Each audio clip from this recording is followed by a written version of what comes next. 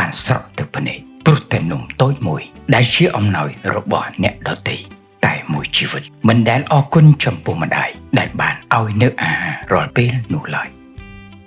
ក្មេងប្រុសម្នាក់តែងតែនឹកស្រណោះខ្លួននៅពេលដែលឃើញម្ដាយឪពុកក្មេងដទៃតែងតែយកនំចំណីមកឲ្យកូនរាល់ពេលដែលចេញលេងក្នុងម៉ោងសិក្សា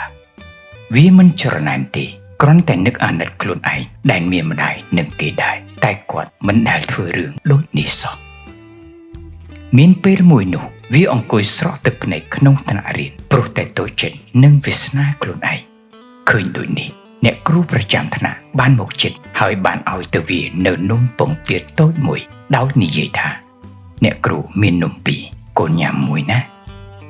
ក្មេងប្រុសរំជួយចិត្តដោយពុំអាចនិយាយតបទៅអ្នកគ្រូវិញបាននោះឡើយអារម្មណ៍ដែលត្រូវបានគេយកចិត្តទុកដាក់បានធ្វើឲ្យក្មេងប្រុសចងចាំជានិច្ចនៅថ្ងៃដដែលនោះវាបានមកផ្ទះវិញហើយក៏បានអួតប្រាប់ម្ដាយពីការឲ្យនំរបស់អ្នកគ្រូ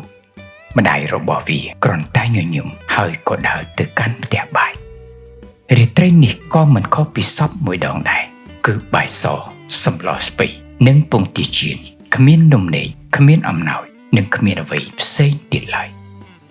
ក្មេងប្រុសបានវិវត្តទៅរកភាពធំធាត់ដោយភ្ជាប់ទៅជាមួយនៅស្រមោលអតីតកាលនៃនំពងទាដែលអ្នកគ្រូបានឲ្យមកវាក្នុងថ្នាក់រៀនហើយក៏មិនដែលនឹកនាពីពេលបាយដែលម្ដាយបានរៀបចំឲ្យបរិភោគជារៀងរាល់ថ្ងៃនោះឡើយក្រោយពេលដែលម្ដាយបានស្លាប់ទៅគេបានរៀបចំផ្ទះសម្បែងឲ្យមានសណ្ដាប់ធ្នាប់ឡើងវិញក៏ប្រទះឃើញប្រអប់ឈើមួយនៅក្នុងបន្ទប់ម្ដាយ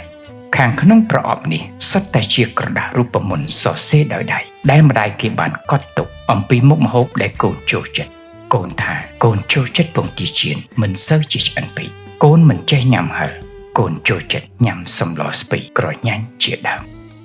ការពិតម៉ែបានឲ្យមកកូននៅអំណោយជារៀងរាល់ថ្ងៃវាគ្រាន់តែអំណោយទាំងនោះពុំបានខ្ចប់នៅក្នុងក្រដាសពោពុំបានចងខ្សែឲ្យបានប្រណិតពុំមានការប្រែផ្ដាំតែប៉ុណ្ណោះ